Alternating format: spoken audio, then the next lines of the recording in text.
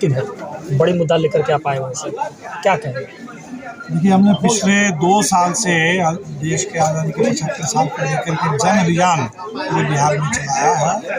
2021 के 15 अगस्त से लेकर 2023 के 15 अगस्त तक। और हमारी ये कोशिश थी कि आज़ादी के आंदोलन की जो पूरी विरासत, खासकर बिहार में जो आज़ादी के आंदोलन चले थे, उस विरासत को भी इस दौर में सलाम करना। और जाहिर सी बात है कि उस आज़ादी के आंदोलन से हमें जो एक आधुनिक हिंदुस्तान का सपना मिला था, एक रास्ता मिला था, जो संविधान मिला था, लोकतंत्र मिला था, जो आज खतरे में है। आज हिंदुस्तान को इस खतरनाक दौर में देश के लोकतंत्र पर हमले, संविधान पर हमले, लोगों की रोजी रोटी पर हमले, इतनी महंगाई, इतनी बेरोजगारी, इस दौर में आज़ादी से ऊर्जा लेकर के, दिशा लेकर के आज का रास्ता तय करना।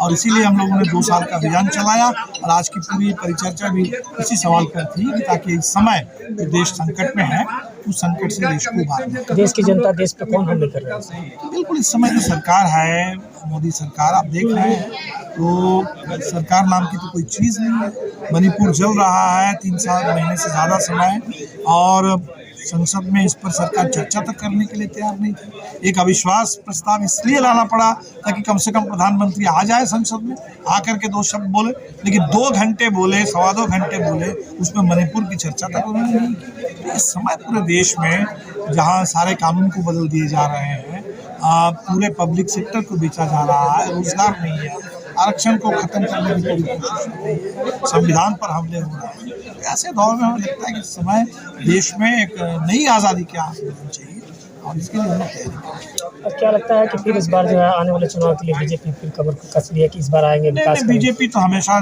तैयार रहती है, वो तो सिर्फ चुनाव ही समझती है, वो तो एक चुनाव मशीन है। कुछ देश चलाना, सरकार चलाना उनका एजेंडा नहीं है। लेकिन इसके बावजूद कर्नाटक के लोगों ने तो बता दिया कि तमाम कोशिशों के बावजूद कर्नाटक में लोगों ने बीजेपी के खिलाफ वोट डाला। और हमें उम्मीद है जो कर्नाटक से शुरुआत हुई है, बिहार में भी जिस तरह से विधानसभा के चुनाव में लोगों ने वोट डाला था, झारखंड में डाला था, बंगाल में डाला है, तो हमें उम्मीद है कि आने वाले दिन में लोग भारतीय जनता पार्टी के इस पूरी साजिश को समझ रहे हैं और लोकतंत्र। अभी चुनाव आयोग के बारे में उन्होंने तय कर लिया, सुप्रीम कोर्ट के पूरे सिफारिश के खिलाफ जा करके वो चाहते हैं कि चुनाव आयोग पर उनका कब्जा हो जाए। तो सुप्रीम कोर्ट को चुनौती दे रहे हैं, चाह रहे हैं कि तमाम विपक्ष की सरकारें गिर जाए। तो ऐसे में ये जो तानाशाही है, जनता निश्चित वो बर्दाश्त नहीं करेगी। Thank you. क्या लगता है कहाँ जा रहा है देश? देश तो आप तमाम लोग देख ही रहे हैं। मोदी जी अपने हिसाब से हिटलर शाही चला रहे हैं, 2 लोग बेच रहा है, 2 लोग खरीद रहे हैं। क्या लगता है कि किस तरह से देश जो है सही ट्रैक पे है? क्या माध्यम, क्या माध्यम? देखिए, जब तक गरीब, पिछड़ा, अकलियत, दलित जब मिलकर इस लड़ाई को लड़ेगा, 2024 की लड़ाई को, तभी ये देश बचने वाला है। नहीं तो कहीं मणिपुर जलेगा, राजस्थान जलेगा, पूरा देश में जात धर्म के नाम पर, आतंकवाद के नाम पर लोगों का दमन होगा, पुलिस राज आएगा। अभी देखिए, अभी नया है कि 3 गो जो भारत का मूल एविडेंस, CRPC, IPC बदलने की बात हो रही है। तो आप पुलिस अभिरक्षा में 15 दिन पुलिस को रखने का पावर है। जब 5 दिन रखती है और 2 दिन रखती है तो इतना मारती है। अब 15 दिन पुलिस अभिरक्षा में रखने का मतलब है कितना दमन करेगी। पुलिस राज कायम करना चाहते हैं माननीय प्रधानमंत्री महोदय, और किस निर्लज्जता से बात को माने देश के सर्वोच्च सदन में इस बात को रखा जा रहा है, जहां जिस सदन में माननीय प्रधानमंत्री को भाषण देना चाहिए वहां भाषण नहीं देकर अमेरिका जाते हैं भाषण देने। आप देश के प्रति उत्तरदायी हैं माननीय प्रधानमंत्री, आप इस देश के प्रधानमंत्री हैं, आप अमेरिका के प्रधानमंत्री नहीं हैं। आप सदन में जाइए और सदन को बताइए, देश आपसे जानना चाहता है कि मणिपुर क्यों जल रहा है, गुजरात क्यों जल रहा है, ये तमाम चीज़ों को, बेरोजगारी क्यों है, महंगाई क्यों है, ये तमाम चीज़ों की जानकारी प्रधानमंत्री को देना चाहिए सदन में। वो तो कहते हैं कि महंगाई है ही नहीं। अच्छा, तो एक बात है, क्योंकि आप लोग तो पहले ही शर्मान लोग हैं, मीडिया के बंधु हैं, महंगाई नहीं है, माने 110 रुपये पेट्रोल है, 1300 रुपये गैस सिलेंडर है। अब क्या, कैसे महंगाई इनको समझ में आएगी? अब महंगाई का क्या मापदंड ही रखे हैं, रोजगार नहीं है। इस कोरोना काल के बाद हमारे नौजवान कहाँ जा रहे हैं? उनके पास रोजगार है करने के लिए कुछ तो है नहीं। हमारे बीटेक, एमटेक, जो एमसीए और बीसीए करके जो हमारे नौजवान रोड पर हैं, 500-1000 रुपये का नौकरी करने के लिए। अब बताइए, एक नया कानून मित्रों में बता दूं, ये जो 4 साल का नौकरी, ये कहीं सुने थे आप लोग? 4 साल की किसी की जिंदगी होती है? अग्निवीर, न्यायवीर, क्या क्या वो जो बना रहे हैं, ये होता है क्या? ये 4 साल का कौन सा जिंदगी जीना चाहते हैं? सब देश किधर जा रहा है और जो गलत ट्रैक किसके चलते? देश माननीय मोदी जी के नेतृत्व में देश रसातल में जा रहा है। जातवाद और धर्मवाद के नाम पर लड़ाया जा रहा है। मेन मुद्दा से नौजवानों को भटकाया जा रहा है, उसको जात का अफीम पिलाया जा रहा है। अपना सर, आप परिचय। मेरा नाम प्रेम कुमार पासवान नाम है, मैं हाई कोर्ट पटना में एडवोकेट हूँ। बड़ा मुद्दा है, लेकिन क्या लगता है आने वाला चुनाव जो है देश का भविष्य तय करेगा क्या?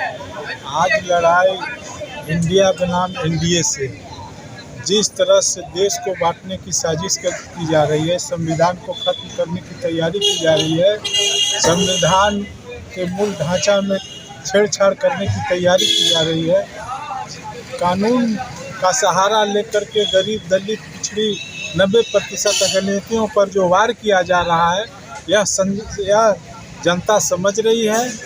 आज महंगाई, बेरोजगारी, शिक्षा को सवाल आज जो है, आज बेरोजगार नौजवान आज सड़क पर घूम रहे हैं। जो इन्होंने, जो मोदी जी ने अपने वादा किया था कि हम 5 करोड़ लोगों को रोजगार देंगे, महंगाई को ख़त्म करेंगे।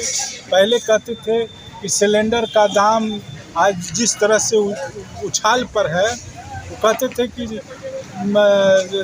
महागठबंधन की सरकार में हम आएंगे तो इतना कर देंगे। वो तो आज जो सिलेंडर का दाम है, गरीब के बस की बात नहीं।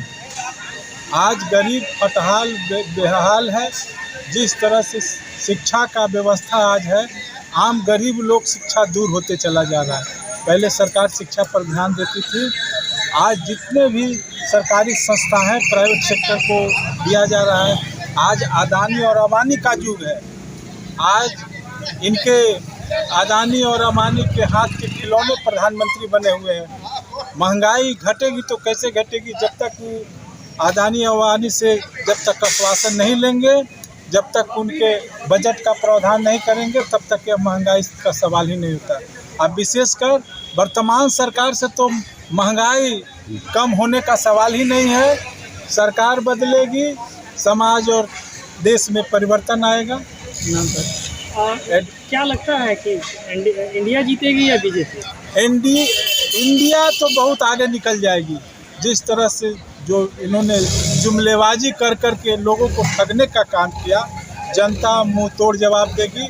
सारे विपक्षी दल एक होकर के एनडीए को हराना है, समाजवाद को आगे बढ़ाना है। परिचय दे दीजिए sir. Advocate Kumar Uday Pratap Yadav, Patna high court, प्रदेश महासचिव राजद बिहार।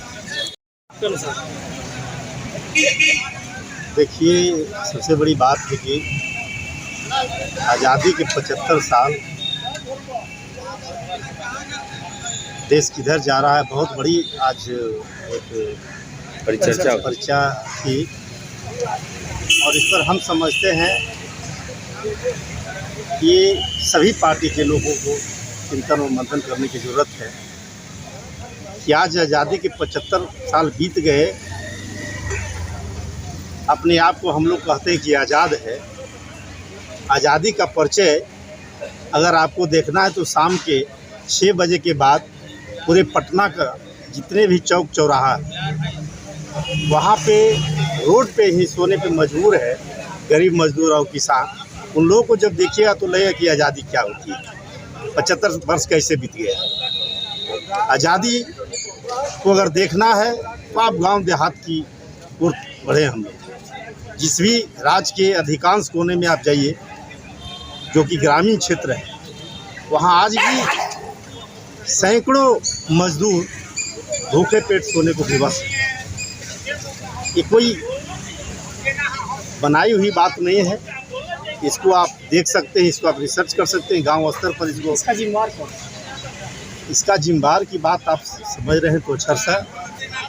जहाँ तक की बात है, चाहे किसी की भी सरकार हो, जनता जाना मैं सरकार पे टिप्पणी नहीं करना चाहता हूँ, लेकिन कमोवेश आज जो दिल्ली से चलकर जो योजना आती है तो गांव स्तर तक पहुंच नहीं पाता है, ब्लॉक स्तर तक ही सिमट जाती है। और जो हमारे गरीब गुरबा मजदूर किसान है, उसको यह पता भी नहीं है कि बिहार सरकार और भारत सरकार या चाहे राज्य के अंदर जिसका भी सरकार हो, कौन सा योजनाएं गरीब मजदूरों के लिए चल रहा है, उनको इससे क्या लाभ हो रहा है या नहीं हो रहा है।